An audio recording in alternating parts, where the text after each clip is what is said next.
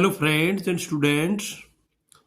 आज इस वीडियो से पहले मैंने बी की form is are am was were व is to am to are to की वीडियो बनाई है जो इंग्लिश स्पीकिंग के लिए बहुत ही महत्वपूर्ण है। लेकिन बीच में बहुत से स्टूडेंट्स जो सीजीएल, एस्टेट, बैंकिंग आदि की तैयारी कर रहे हैं की मांग पर वॉइस की वीडियो बनाई है जो अपने आप में एक अद्वितीय रहेगी। कृपया इसे आखिर तक ध्यान से देखें। वॉइस वॉइस क्या है, डेफिनेशन क्या है कि voice is the quality of verb. Voice verb की क्वालिटी होती है। वॉइस दो प्रकार के होते हैं, active voice and passive voice.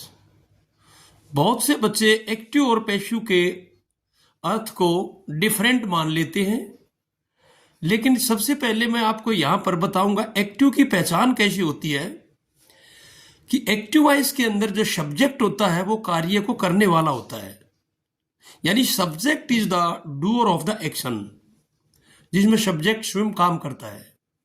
Passive में क्या होता है, जो पैसिव का सब्जेक्ट होता है वो is the receiver of the action, वो काम को करने की बजाय काम को रिसीव करता है। यही अंतर है एक्टिव और पैसिव की संरचना के अंदर, ट्रांसफॉर्मेशन के अंदर। इसके अलावा अन्य बहुत सी बातें हम आपको बताएंगे जो बिल्कुल क्लियर होगा। What is difference between active and passive. अब ये पहले मैं बता अंतर क्या है। There is no difference between active and passive in the shade of meaning. अर्थ के आधार पर इनमें कोई अंतर नहीं है। Both are equal, दोनों समान हैं।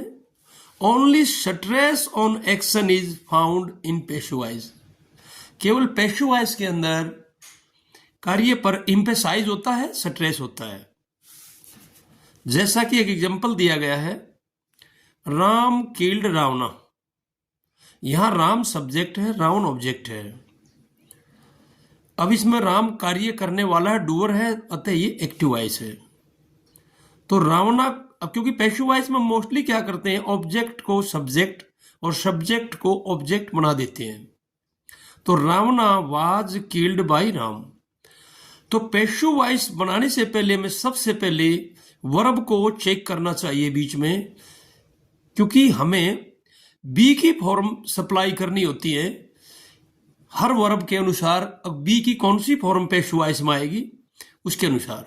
जैसे अगर सेकंड फॉर्म होती है तो हम वहां वाज और वर का यूज करते हैं। अगर पहली फॉर्म होती है वहां इज एम आर का प्रयोग करते हैं। ऐसा टेबल मैंने नीचे जो इसके रूल्स दिए गए, की पॉइंट्स दी गई हैं, उनके अंदर मैंने डाल रखे हैं। यहां पर मैं एक्सप्लेन थोड़ा कर रहा हूं, नीचे बिल्कुल विस्तृत रूप से समझाया गया है। नोट, अगर वाक्य में ऑब्जेक्ट दिया गया हो तो ही उसका पैसिव बनता है।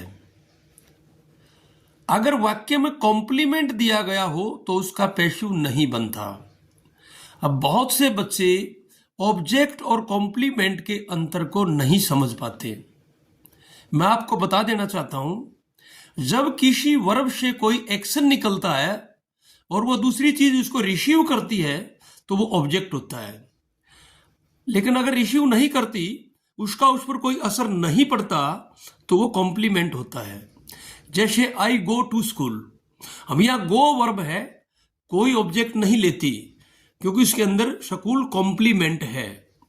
लेकिन बहुत से वाक्यों में स्कूल ऑब्जेक्ट भी हो सकता है, वो वर्ब पर डिपेंड करता है, उसका एक्शन पर डिपेंड करता है।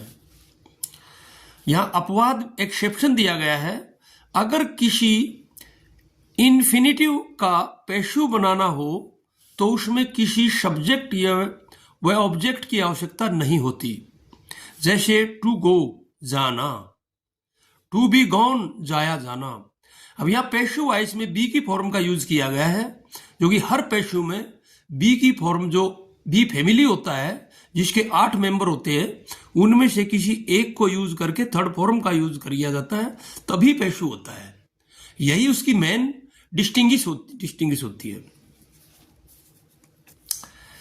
हिंदी के वाक्य में अगर 2 धातु एक साथ दी गई हो तो वह पेशु स्ट्रक्चर होता है। जैसे जाया जाना, यहां 2 धातु जाया और जाना इकट्ठी हो गई तो ऐसी क्रिया को रंजक क्रिया कहते हैं। तो हमें हिंदी से भी पहचान करनी, समझ आनी चाहिए। जैसे आई राइट ए लेटर, मैं एक पत्र लिखता हूं। A letter is written by me, मेरे द्वारा एक पत्र लिखा जाता है। तो लिखा और जाना, यहां 2 धातु इकट्ठी हिंदी में, तो हिंदी में भी यहां की पहचान पेशु वॉइस है। अगर इंग्लिश में पहचान करें तो या इज और थर्ड फॉर्म साथ दी गई है, बी की फॉर्म इज है और थर्ड फॉर्म दी गई रिटन, यहां से ये पेशु वॉइस है। अब कुछ की पॉइंट्स दिए गए हैं पेशु वॉइस के, जो आप बहुत ही ध्यान से देखें। सब्जेक्ट का ऑब्जेक्ट व ऑब्जेक्ट का सब्जेक्ट बना दिया जाता है। आई का मी का आई, वी का अस और अस का वी, यू का यू, ही का हिम का ही, सी का हर का सी, दे का देम का दे। तो वाइस वर्षा इनका यूज किया जाता है पेशु बनाते समय। नेक्स्ट पेज पर अब बाई का प्रयोग केवल उन्हीं एजेंट के आगे किया जाता है जो पेशु वॉइस में अनिवार्य नहीं है, पेशु वॉइस में हो, अनिवार्य हो, अन्यथा नहीं। बहुत से विद्यार्थी सोचते हैं कि बाई से पेशु बनता है, यह बिल्कुल गलत है। पेशु का बाई से कोई लेना देना नहीं होता। बाई केवल हम तभी यूज करते हैं when the agent is more important while transforming active into passive voice।